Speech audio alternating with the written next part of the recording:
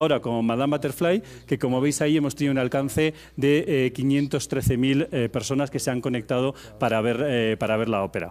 Eso además nos llevó a un incremento casi de un 8% de suscriptores de Facebook, con lo cual también te permite seguir creciendo en tu canal de redes sociales, y generamos aproximadamente unas 50.000 interacciones que los usuarios de Facebook hicieron durante la retransmisión, con lo cual hubo 50.000 personas que de manera muy activa estaban preguntando, animando, contestando, y bueno, pues hablando de la ópera, felicitando o comentando lo que estaban viendo en ese momento. También hicimos una campaña en el resto de redes sociales. En YouTube subimos 16 vídeos los días previos, con lo cual fomentamos que hubiera una movilización de las redes bastante importante, unos 75.000 visualizaciones. En Twitter tuvimos impresiones por un total de casi 27 millones y una audiencia total de 7.700.000 personas. Lo cual eso nos permitía, bueno, pues seguir creciendo en lo que es la actividad que desarrollamos en las redes sociales. Y en Instagram, igual que en YouTube, pues subimos aproximadamente unos 13 vídeos que también tuvieron pues esas interacciones que veis ahí, que nos incrementó pues casi en un 3% en los seguidores en Instagram. Yo os animo, personalmente os animo a que utilicéis las redes sociales. Yo estoy convencido que es la plataforma fundamental y básica para el crecimiento de la ópera, para la apertura a los nuevos públicos. Es una experiencia creo que magnífica para la propia ópera, el poder utilizar las redes sociales y obtener estos números, es decir, hablar de casi 1 millón de personas que te están viendo y 50.000 personas que durante la ópera están interactuando, creo que son datos suficientemente relevantes como para utilizar este tipo de redes sociales, de las que a veces nos sentimos un poquito ajenos y pensamos que la ópera y la cultura no está reñida o no encuentra ese espacio, y yo estoy convencido que aquí hay un espacio importantísimo de crecimiento y de crecimiento de la ópera. Pasamos. Dicho esto, ya empiezo con lo que es la plataforma de Palco Digital. Palco...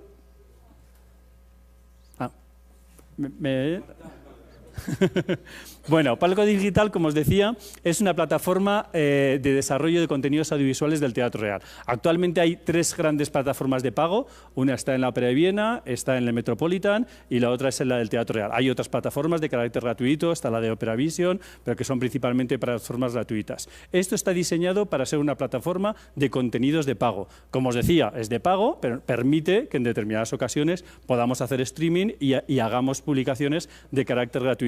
Que también os digo, nuestra experiencia es que las retransmisiones en streaming de carácter gratuito generan crecimiento de las retransmisiones de pago.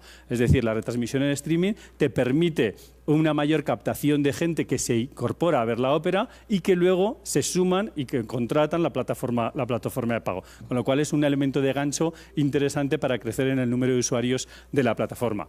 ¿Qué es lo que ofrecemos? Ofrecemos principalmente espectáculos de ópera, ballets, concierto y contenido extra. El contenido extra, que ahora vamos a crecer sobre todo a lo largo de este año, hemos descubierto también que es un sistema de captación de usuarios brutal. Es decir, todos los vídeos que grabamos en el backstage, los vídeos que tenemos en YouTube o los que hacemos para Instagram, luego al final los colocas en Palco Digital y te permite que la gente, o bien viendo el vídeo, que lo pones en gratuito, se anime a comprar la plataforma, o bien se anime a ir al Teatro Real a comprar entradas. O cuando tú haces vídeos que los tienes mientras la ópera está teniendo lugar en el teatro, te permite que la gente vea el backstage y se anime a comprar entradas para el Teatro Real. Con lo cual es un sistema que al final lo que hace es alimentar al público para que conseguir atraerlos y acceder o bien a la plataforma de pago o bien al teatro como espectador.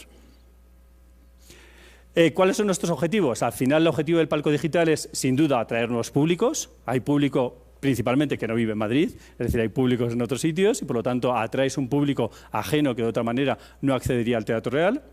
Lograr sin duda pues una divulgación de la ópera y de las artes escénicas. El hecho de tener una parte gratuita y de streaming te permite cumplir ese objetivo de crecimiento y divulgación de la ópera, crear nuevas oportunidades de negocio, y eso es cierto, es una plataforma de pago y por lo tanto un elemento para retornar y rentabilizar la inversión que se hace en la grabación. Yo creo que todos los que estamos aquí hacemos grabaciones, hacemos muchas retransmisiones en streaming. Esta plataforma lo que te permite es que todo el esfuerzo que has hecho de la grabación te permita rentabilizar rentabilizarlo a través de la plataforma de pago con las cuotas que pagan los usuarios que se dan de alta de Palco digital. Y al final lo que queremos es convertir esta en una de las grandes plataformas de teatros iberoamericanos. Y ahí os quiero hacer yo una propuesta para que vosotros también os podáis sumar a este proyecto de Palco digital y podamos rentabilizar el esfuerzo que vosotros estáis haciendo en las grabaciones que realizáis. ¿Quiénes son el público al que nos dirigimos? Es decir, para nosotros la plataforma Palco Digital es el punto de referencia con el que trabajamos. Es decir, todo lo hacemos a través de Palco Digital y una vez que está en Palco Digital lo retransmitimos a otros sitios. Es decir, es nuestra plataforma de referencia de contenidos. Entonces, sin duda llegas a los usuarios, es decir, es una plataforma, por supuesto, responsive, tú la puedes ver en la televisión, la puedes ver en el iPad, la puedes ver en el teléfono móvil, es decir, bueno, pues con plena dirigida principalmente al usuario que quiere verlo, la retransmisión de pago, la retransmisión en streaming. Lo utilizamos como elemento de retransmisiones en los colegios, es decir, todo lo que es el proyecto pedagógico en colegios y universidades, en el que les retransmitimos una ópera infantil para que en horario escolar puedan ver la ópera que está teniendo lugar en directo, es decir, el directo en streaming lo colgamos en Palco Digital y en las aulas en directo se conectan a Palco Digital, con lo cual, ¿qué es lo que ocurre? Que con que el colegio tenga simplemente una línea de internet, puede perfectamente conectarse con Palco Digital. Y por el otro lado, también es un elemento clave para las instituciones culturales, para los cines, para los auditorios y para las plazas públicas. Luego veréis que yo creo que todos también hacéis esas grandes retransmisiones en el exterior. Al final lo que utilizas es Palco Digital, lo cuelgas en Palco y eso te permite tener la señal y poder retransmitirlo en las plazas. Con lo cual, a través de una única plataforma, la conviertes en el elemento de difusión de toda la actividad audiovisual del teatro real. Ahora, ¿qué compone el Teatro Real? Sin duda, ¿qué compone el Palco Digital? Hay una parte que está compuesto por la biblioteca o la videoteca, que son todas las óperas previamente que tenemos grabadas, es decir, el esfuerzo que haces, la grabas en streaming, la editas y pasan a formar parte de la videoteca del Teatro Real. Ahora tenemos 33 óperas, 8 ballets, 3 conciertos, 6 espectáculos infantiles y los contenidos extra que os decía anteriormente, que es el backstage de la ópera. Nuestro compromiso de aquí al futuro, pues esta temporada pasada subimos 5 óperas más y en la próxima temporada nuestro compromiso es subir 8 óperas que grabaremos, que alimenten la biblioteca, es decir, primero la ponemos en streaming en gratuito y luego la pasamos a plataforma de pago para rentabilizar la inversión que hemos hecho. Colgaremos un concierto, un espectáculo infantil, una serie de conciertos de Stradivarius y los conciertos de cámara. Al final lo que pretendemos es que todo el esfuerzo que hacemos de todas las grabaciones que se hacen en el teatro las podamos colgar en Palco Digital y que de alguna manera formen parte de la biblioteca del teatro, de la biblioteca de la ópera y que por lo tanto podamos visualizarlas o tenerlas bajo demanda en cualquier momento. Actualmente el Teatro Real tiene, lo veis ahí, aproximadamente unos 10.000 usuarios, que son altas que damos de pago para el Palco Digital. En 2016 tuvimos 85.000 reproducciones de contenidos, aproximadamente 13.000 horas de vídeo visualizadas y en la ópera que hicimos, que os he comentado antes, aproximadamente unas 20.000 visitas a través de la retransmisión. Y este año estaremos aproximadamente unas 45.000 visitas en los primeros 6 meses, con lo cual, bueno, pues creceremos un poquito más, casi un 10% cada año, que vamos creciendo en las visualizaciones y en los usuarios. Sí que os comento ahí, y os lo pongo referente a Madame Butterfly, durante la retransmisión de la ópera de Madame Butterfly que hicimos en streaming gratuita, tuvimos 56 altas. Es decir, es un número que no es un gran número, pero que durante la misma retransmisión la gente se quiera abonar y darse de alta en la plataforma, pues demuestra un poquito el interés y la utilidad que tiene al que está viendo en ese momento la ópera, que sabe que es gratuita y que quiere disfrutar del resto de las óperas que están en la biblioteca. Como os decía antes, al final Palco Digital nosotros lo utilizamos como elemento de retransmisión, es decir, siempre que hacemos retransmisiones fuera, utilizamos la plataforma de Palco Digital. Para nosotros es la plataforma más fiable de todas, que nos permite grabarlo y colgarlo en Palco digital y de ahí sacar las señales al resto de los municipios, al resto de las plazas de otras ciudades que se conectan en directo y cogen la señal de Palco digital. En la última retransmisión que hicimos en Palco digital, a través de las pantallas que pusimos en 250 instituciones culturales, aproximadamente unos 170 municipios de toda España, pues llegamos a 120.000 personas que estaban en las plazas viendo la ópera en ese momento en directo.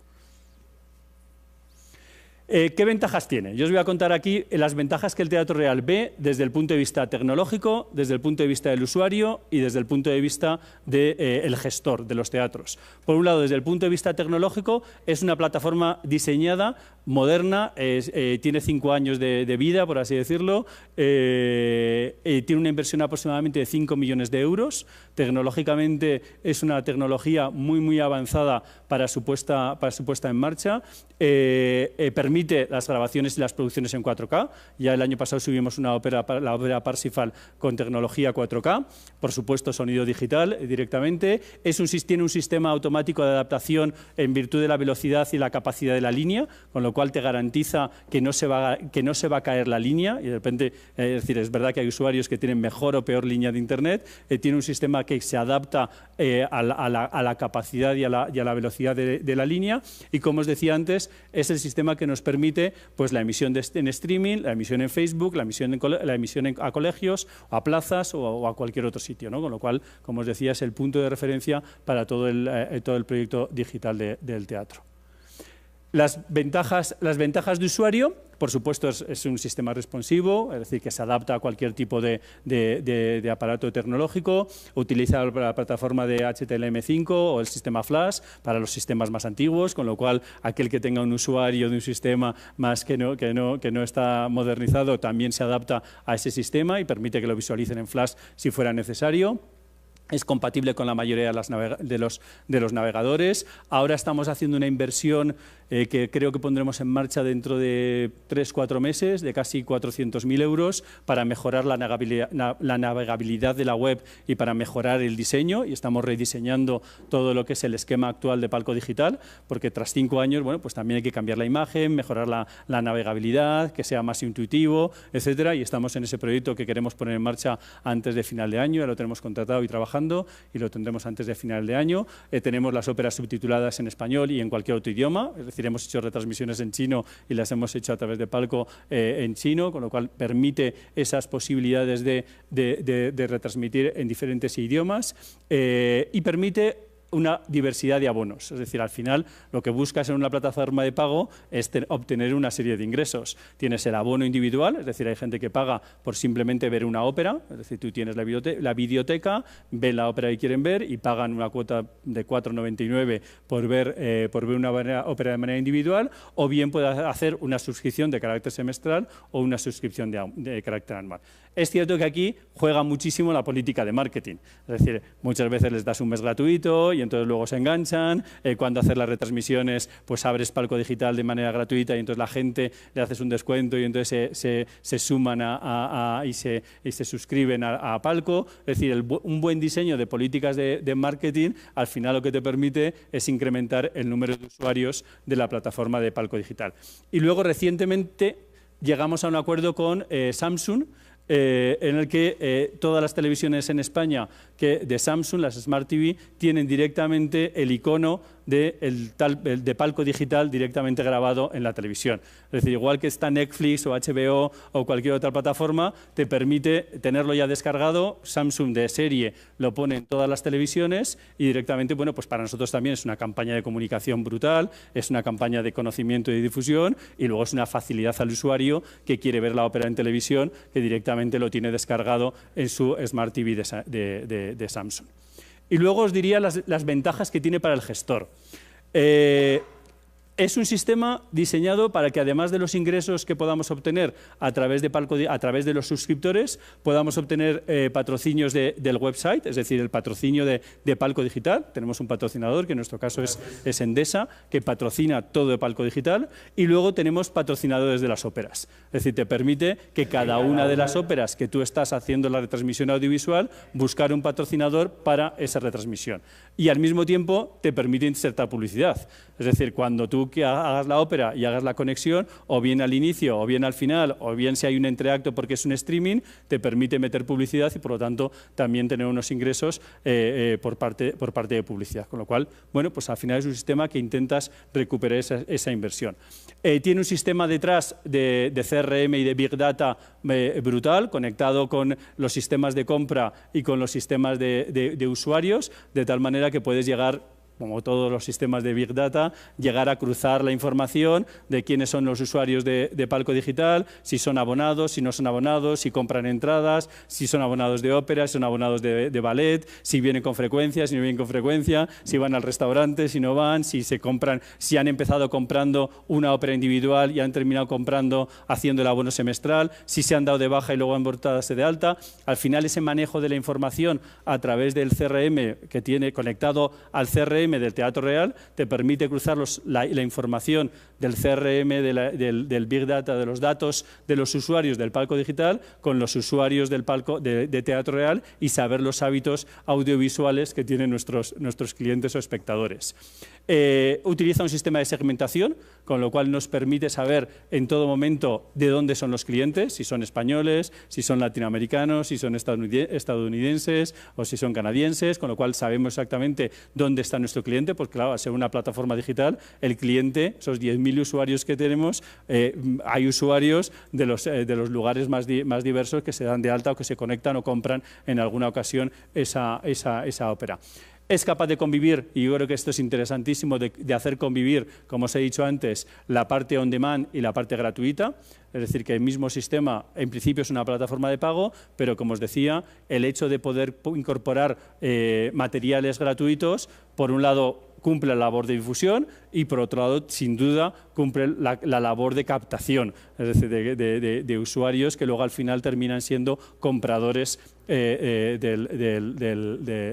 Palco Digital. Eso unido a ese CRM, a ese Big Data, bueno, pues te permite cruzar la información. Es un sistema que permite utilizar menos recursos, porque al final nosotros hacemos todo a través de Palco, y luego permite desarrollar y seleccionar el acto determinado de la ópera, bueno, pues que como tú estás grabado, bueno, pues permite que puedas parar las escenas, bueno, pues como todo sistema. ¿Cuál es la propuesta que yo os quiero hacer? Es decir, el Teatro Real lo que quiere, y hablando con Ola, quiere proponer a todos los usuarios o todos los miembros y asociados de Ola la posibilidad de formar parte de Palco Digital, de incorporar los contenidos. El Teatro Real tiene la inversión hecha, asume la parte correspondiente de todos los gastos que conlleva, de línea, de retransmisión, etcétera, como parte de la propuesta que se hace a Ola. Eso os permitiría a vosotros que los contenidos que tenéis grabados podáis tenerlos en Palco Digital, o bien en forma gratuita, o bien en sistema on demand. Eso ya depende de vuestros posibles intereses, y que os permitiera rentabilizar con este sistema de geosegmentación, es decir, sabiendo qué usuarios vienen de Chile, qué usuarios vienen de Colombia, qué usuarios vienen de Argentina, os pudierais de alguna manera rentabilizar la propuesta o las grabaciones que vosotros estáis haciendo, ¿no? Eso permitiría, bueno, pues cada vez tener más contenidos. El usuario, por así decirlo, de Chile accedería sin duda a los contenidos de Chile, probablemente inicialmente le interesarían, pero sería capaz de tener todos los contenidos de toda la plataforma digital para, bueno, abonarse a un sistema con mucha más información o con mucha más videoteca que la que tendría si tuviéramos, o si cada uno de nosotros tuviéramos unos palcos individuales. Lo que sí que entendemos es que, bueno, pues que los teatros que quieran incorporar este proyecto, bueno, pues que tengan el compromiso de hacer una o dos óperas en streaming, por lo tanto que tengan carácter gratuito, y que vayan incorporando las diferentes óperas que vayan realizando en este microsite. Es fundamental el tema de los derechos. Sabemos que esa es la gran dificultad que muchos de vosotros tendréis, los derechos artísticos, los derechos escenográficos y los derechos musicales, pues porque al final esto va a ser la plataforma de pago, y por lo tanto hay que ir renegociando todos los derechos para poderlos tener disponibles.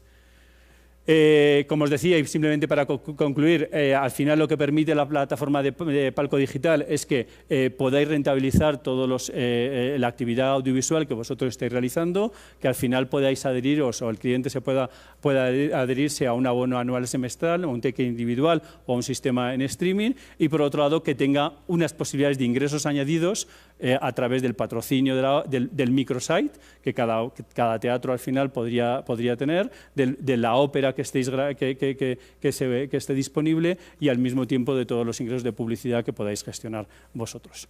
Entonces yo me pongo a vuestra disposición. Si alguno queréis algún tipo de información, os podemos dar algún tipo de pase individual para que veáis Palco Digital, para que veáis cómo funciona y os podáis sumar a este proyecto, con el convencimiento que gran parte del futuro de todo lo que es el crecimiento de la ópera sin duda pasa por el proyecto audiovisual. Venga.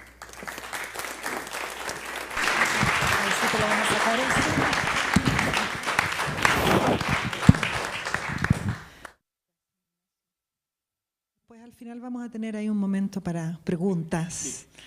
Y así que vayan preparando lo que quieren saber. Vamos a seguir adelante con un modelo que es distinto, que es el de Ópera Europa, y vamos a invitar a Nicolas Payne para que comparta con nosotros esa experiencia. Nicolas, you're very welcome here.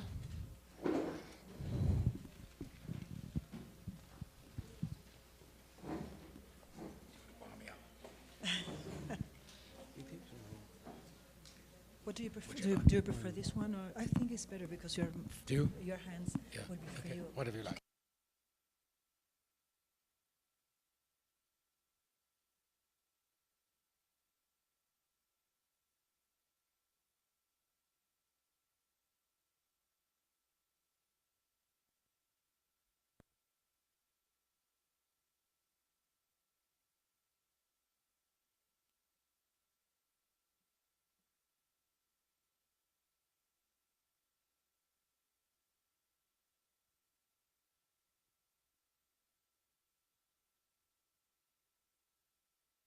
Those of you who were here yesterday may remember a discussion between Andres and Mark Skorka and me. Excuse me a second. And whether advocacy or public value was what we should be involved in. And Mark argued, I think rather convincingly to me, that the trouble with advocacy is it's a lot of talk. And what we need on behalf of opera is not talk, but action. And I sympathize a lot with what he said, because I remember, as director of Opera Europa some years ago, my board putting a lot of pressure on me to go and knock on the door of the European Commission in Brussels and write letters to governments.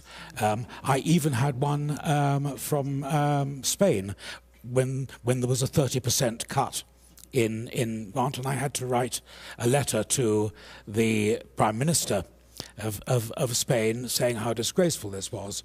And of course I wrote it because nice people like Ignacio asked me to do so, and it was of course completely useless. I got a nice reply back from the Prime Minister after a month or so, saying he understood, thanked me for my letter, and they were going to maintain the cuts. And you cannot imagine how many lobbyists there are in Brussels, all knocking on doors and making an enormous amount of noise, asking for more money or more concessions or whatever. And it occurred to me and others that if we were to make the case for opera, it was not done by talking, but it needed to be done by actively going out and reaching more people. And it didn't require a genius to understand that new technology was the means with which we might be able to do that. Just as Ignacio has been showing to you in the case of Teatro Real and its Palco Digital, it is his way of reaching audiences, first of all with big screens, secondly with cinemas all over Spain and Latin America, then through Palco Digital and free streaming, that he would never be able to reach, even if he sold Teatro Real over 10 times for the performances of the operas. So how did we harness that? Enter the opera platform, which was conceived about 4 years ago in a state of very great ignorance by me and my colleagues about how to make this work. And we entered into partnership with the broadcaster, cultural broadcaster Arte, which is funded by the French and German governments, and who wished to extend their influence and reach beyond France and Germany to the rest of Europe and beyond. And in order to do so, they thought it might be useful to work with Opera Europa and its network of, increasing network of opera companies in order to get together a partnership to build a platform devoted to opera. And from a very early stage, we decided that it should be free. And this was a slightly controversial decision, and I can see why you would charge for it. One of our partners, Vienna State Opera, thought very strongly that it was wrong for it to be free, and their own system they charge for and make a nice loss on, which they think is worthwhile. We also wanted it to be as far as possible live, on the basis that it's always more exciting to watch a football match live, because something could go wrong. And so it is with opera. The thought that you might be there live when Violetta misses her top E flat at the end of Sempre Libera is much more exciting than knowing in advance that that is going to happen. But we also wanted it to be available after the live and to be on demand for, we asked for 6 months. Next slide, please. So we built a partnership, and I cannot say how grateful I am to the 15 theatres who joined this ignorant partnership led by Opera Europa. And we were fortunate from the beginning to have with us some companies, theatres, which were really quite experienced in the business of filming and streaming opera, in particular Wiener Staatsoper, despite its reservations about it being free, the Royal Opera House Covent Garden, which does extensive streaming, Teatro Real in Madrid, and some others which were not as experienced as those three, but who had dabbled in it and had begun to do it on their own account, like La Monnaie in Brussels, Aix-en-Provence Festival, Dutch National Opera in Amsterdam. But very deliberately and from the beginning, we wanted to involve those who'd never done it before. And Teatro Regio in Torino had never streamed anything. Same with Riga, same with Polish National Opera and various others. And the whole point of the partnership was that those who were new to it would learn from those who were more experienced. And again, we're very grateful to those experienced ones like Teatro Real and Covent Garden who offered their expertise to the neophytes.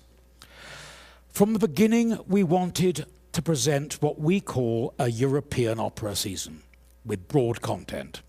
It wasn't an accident that we began with La Traviata from Teatro Real, because we thought it would be a good idea to begin with a very popular opera with wide appeal, which might be watched by a lot of people. But the second opera was a new Latvian opera, which no one had ever heard of at all. And from the beginning, we tried to make a mixed program of old and new and familiar and rare. We wanted it to be live, and as far as possible, we wanted it to be complete performances. I don't kid myself that everyone watched all 5 hours of Götterdämmerung from the Vienna State Opera at the same time, of course.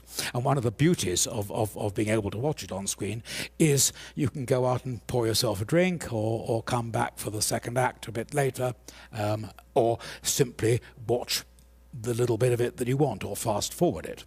The performances were to be done with subtitles, and we subtitled in 6 languages: English, French, German, Italian, Spanish, Polish, being the 6 most populous countries in Europe. And that was really quite a piece of work, but nonetheless it was part of the remit. And it would be supported by contextual material and short form stuff.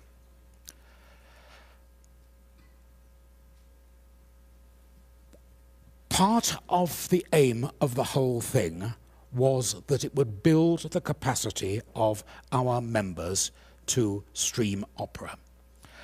And partly that is a question of skills. Those who'd not done it before simply didn't know how to do it technically. But very importantly, it's the question of rights, which a number of people have brought up, including Mark Skorka at lunch. How on earth can you get people to agree to do this for nothing? And my rather feeble answer is that if you are a partnership of 15 with a backup of 180 members, you have a stronger negotiating position than if you just go into it yourself. But my position on artist rights is, I'm afraid, a very uncompromising one, which not all will agree to. And that is, all we're doing is filming a live performance for which the artists are already being paid. Those artists are being paid, in Europe at least, to a large extent out of public funding, as are the broadcasters. It is their responsibility to participate in their work being seen by as wide an audience as possible. That is democracy. And the funny thing is, most of them agree. Of course, there are a few singers and conductors who have a kind of commercial power that can hold out for more. But you'll be surprised how few of them there are. And actually how some of them are very reasonable and understanding about it. Going back to my time when I tried to get free big screen performances when I was at Covent Garden and free broadcasts, I had a trick, which was when we were coming up for one of these things, I would go first to Placido Domingo and George Solti and get their agreement. And then I would say to the others who complained, well, Placido agreed, Solti agreed. So, you know, I think if you like to be known as the one that stopped it, I will make sure all the other artists know. Of course, it's not just the question of the performing artists.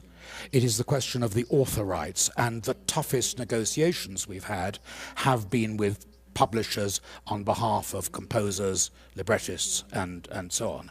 Traviata was a good one to start with because fortunately Verdi is out of copyright and you don't have to pay anything. But we wanted to do work that was in copyright and we wanted to do new work. Again, I think my argument is to the new composers, do you want your work to be seen more widely or not? If it's seen by a wide audience, the likelihood of some other company picking it up and paying you royalties is very much greater than if it's only seen for the 3 performances which your theatre can afford to put on for it.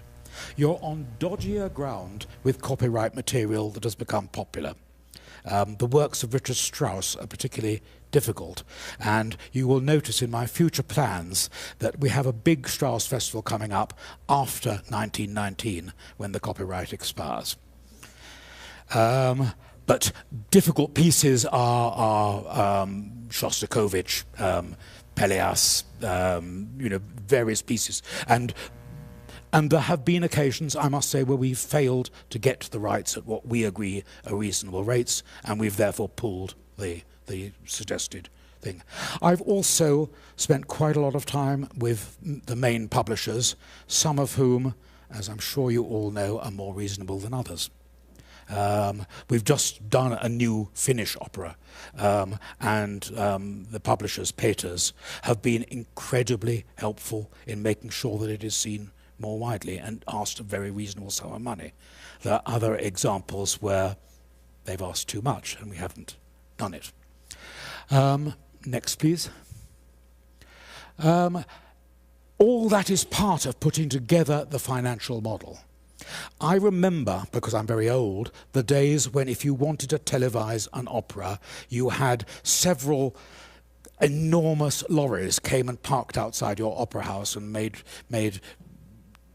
parking and so on absolutely impossible. They employed vast numbers of people with headsets and so on to run around and make a big fuss about it. And it was an operation which cost hundreds of thousands of dollars or euros. That, thank goodness, is no longer the case. Lightweight recording stuff, remote recording stuff is much more possible and it's much cheaper. If you're going to do a lot of recording, it's probably worth investing, as Vienna have, or as Madrid have, or as Helsinki recently have, in equipping your theatre so that it's ready to go, so that every time you do a show, it costs you 4,000 euros. No more. If you do it less regularly,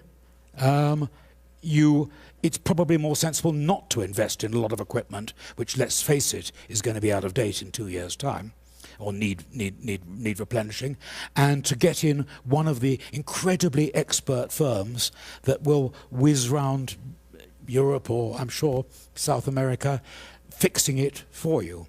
We've got 3 of them competing at our forthcoming conference in Parma to show how well they can do it for how little money.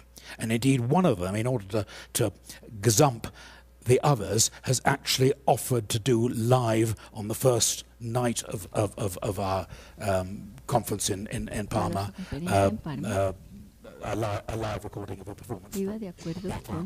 La transmisión del teatro de Pusetto gratis para mostrar que también podemos hacer, obviamente, que esperamos sacar muy buen rédito de ahí. El punto es que, claro, usted puede gastar dinero, usted puede tener más cámaras, pero usted no necesita tener 12 cámaras. Usted lo puede hacer con 5. Usted necesita un buen director que pueda trabajar muy rápido y usted necesita una muy buena persona que maneje el sonido. Pero solamente los emplea por unos pocos días. Entonces, aun si usted le paga una tasa alta, no es una gran cantidad de dinero. Y lo final sobre la discriminación es que al montar este programa en una plataforma, nosotros podríamos aumentar el número de la audiencia potencial. Y les voy a dar un ejemplo más tarde. Pasemos entonces al próximo. What have we done over the 3 years? We launched the platform with Traviata from Teatro Real on the 8th of May 2014 during our conference in Madrid. And this phase of it comes to an end at the end of this month. That was the remit of this partnership. In the period up to the end of August, which is all for which I've got the figures, we had produced 68 full-length operas, primarily from our 15 partner theatres, but partly from other theatres who weren't partners, plus 320 contextual videos. Next. I'll just give you 5 examples, and they're partly at random, to show that if you do a popular opera like Traviata, with which we launched, you can reach quite a large number of views during the period of that show. Even in all its length, admittedly with the Vienna Philharmonic conducted by Simon Rattle, played to over 70,000 views.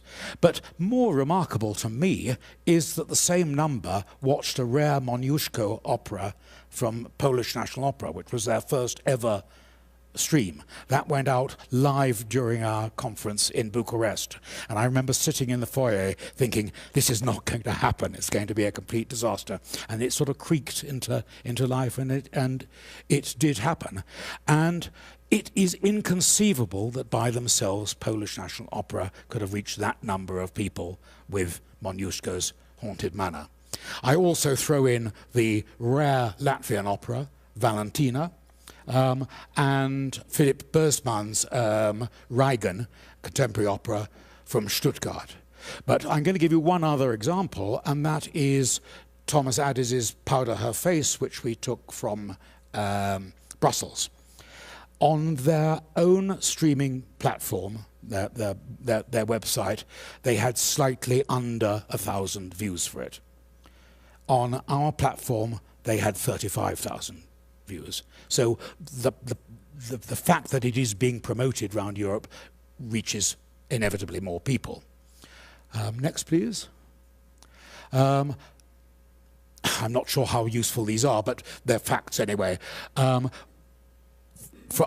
evidence is that 80% of our views come from within Europe, which is not surprising since it is a European platform. Slightly over 10% from America, and 10% from the rest of the world.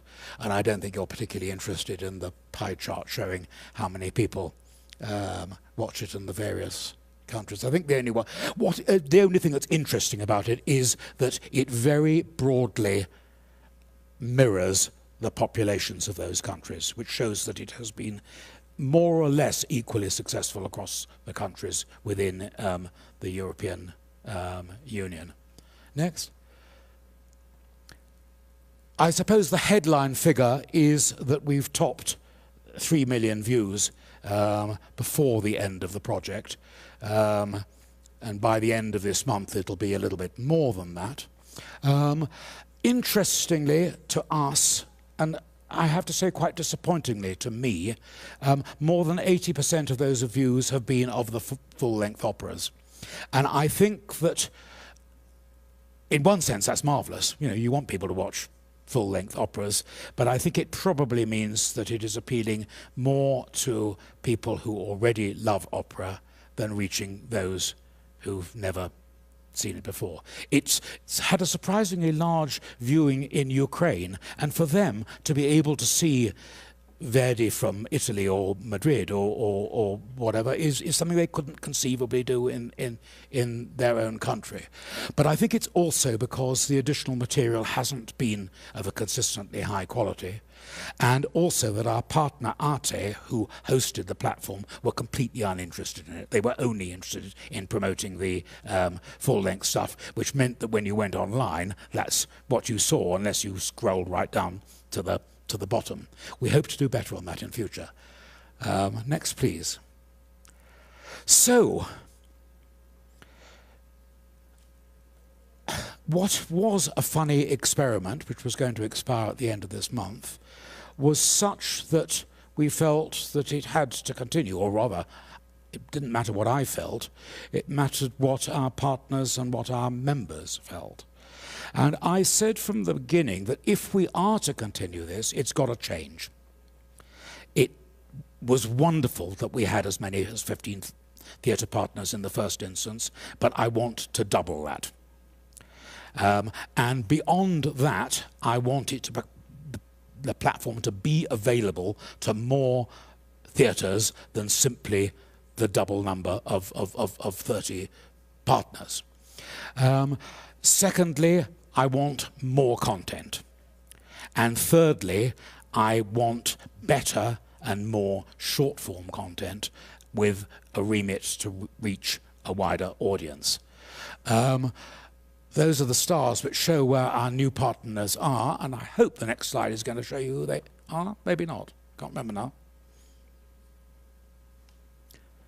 Well, there's a lot of logos which you can try and work out. But what the headline figure, again, is that we have a partnership of 30 opera companies in the new thing from 19 different countries, which is double the number of partners, up on 15, and 50% up on the number of countries covered. Next, please. What are the main points of the new platform? It has a specific remit to try to reach young audiences, for the simple reason that it is my children who are using online things to find out information and entertainment, not my own generation.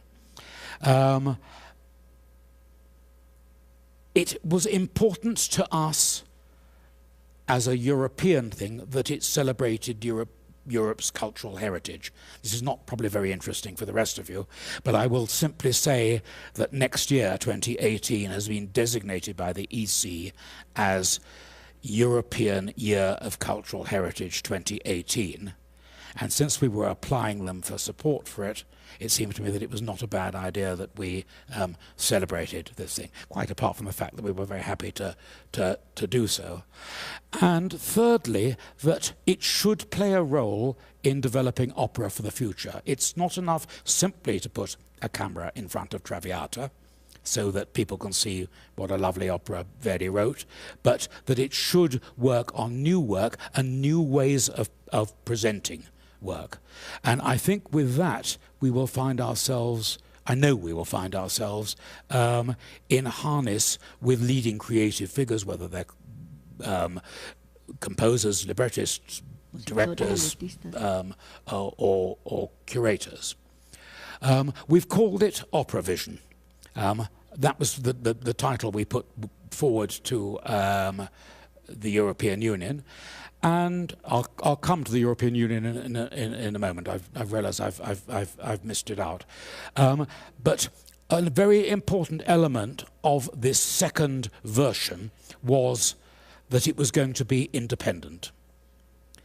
I should say immediately that the value of having an experienced media partner like Arte was invaluable in setting the thing up. But it was also, during the course of running it, a hindrance, because Arte, great organisation though it is for culture in Europe, is basically a television company. And it's a big institution used to doing things its own ways. The future is in the hands of us, the producers, not in the hands of the broadcasters, just as it is in the record or CD industry.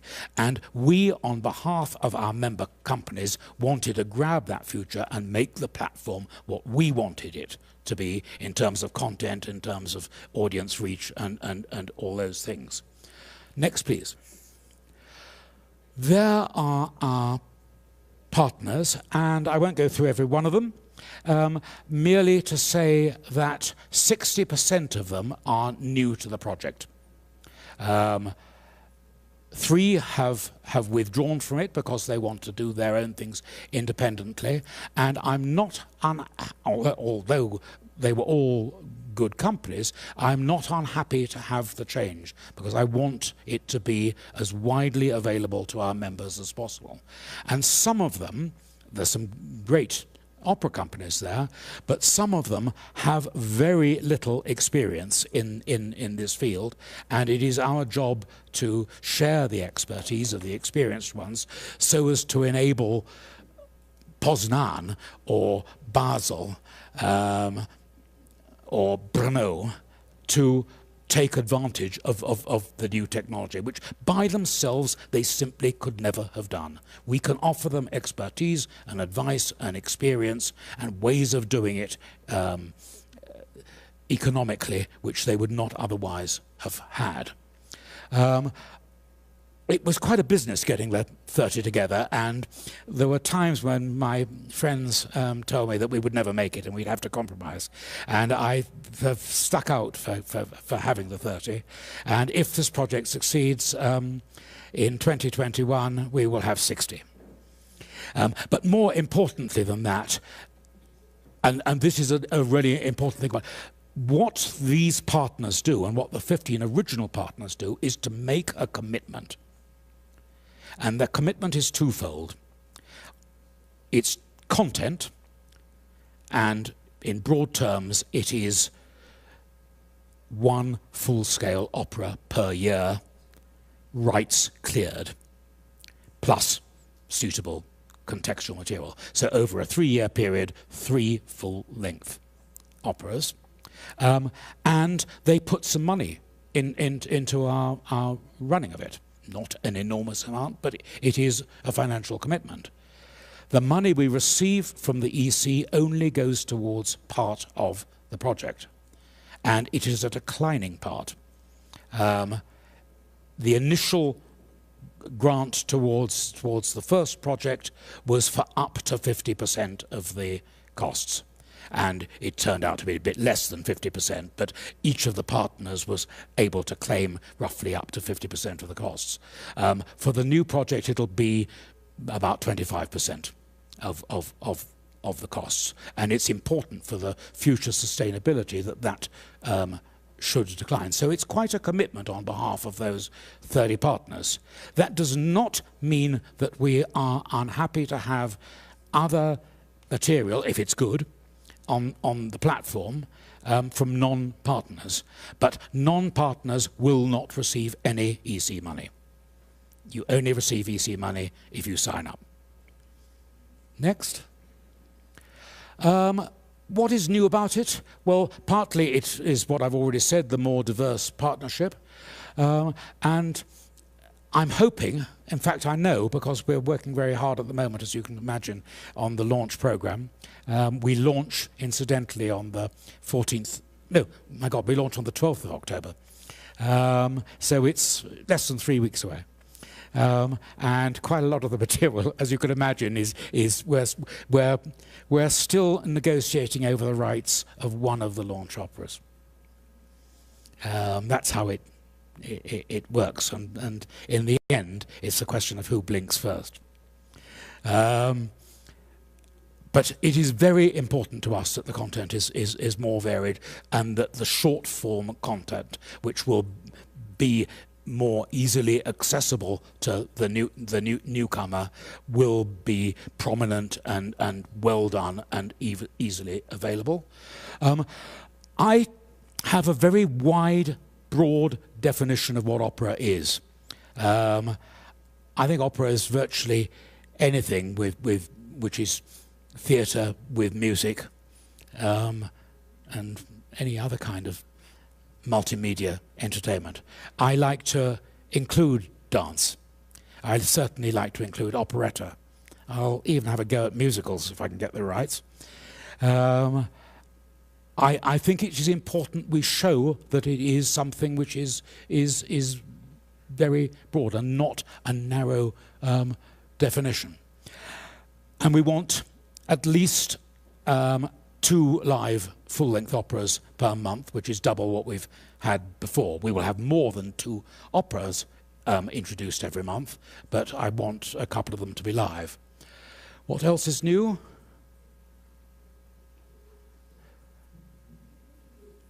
How do we reach the younger audience? I don't know yet, but we're certainly going to have a big try at doing so.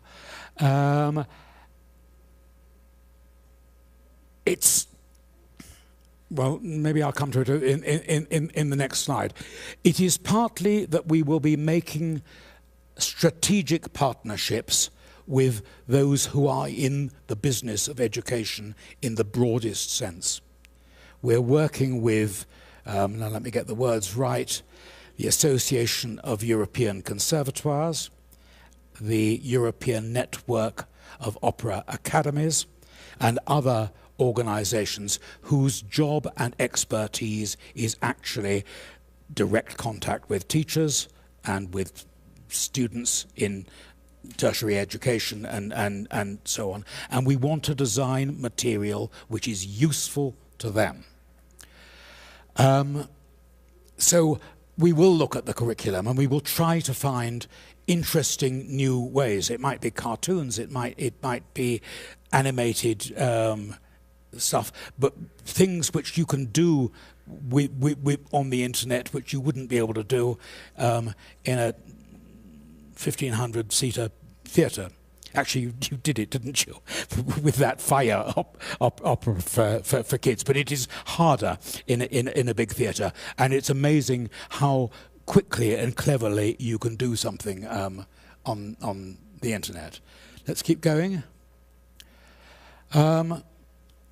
I think we want to devise ways of commissioning new work specifically for the internet. And one of the projects we've got coming up in the first year is an opera actually written for the medium rather than us putting something in front of it.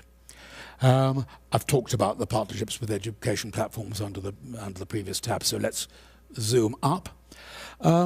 That is a snapshot of the operas we are targeting for European Year of Cultural Heritage, from which you can see that of course it is not inclusive, but it is designed as a way of showing to the world at large the full range of 400 years of opera, starting with Monteverdi and going up to pieces which haven't yet been completed, like the new Battistelli, the new Elena Langa opera, the new Mark Antony Turnage, and the Fagerlund, which was premiered earlier this month in Helsinki. It will change. It won't be exactly like that, but it will be modelled on that. And what I've left off this slideshow is the launch program, which we're going to announce in Parma, because I need to keep something back to create a little bit of excitement in my launch program, but which will be quite an extensive program between the 12th of October and the end of December, the last piece of which I managed to negotiate with Ignacio a little bit earlier today. And the beauty of it, I think, is that it is a fantastic way of creating a dialogue with one's partners and one's members.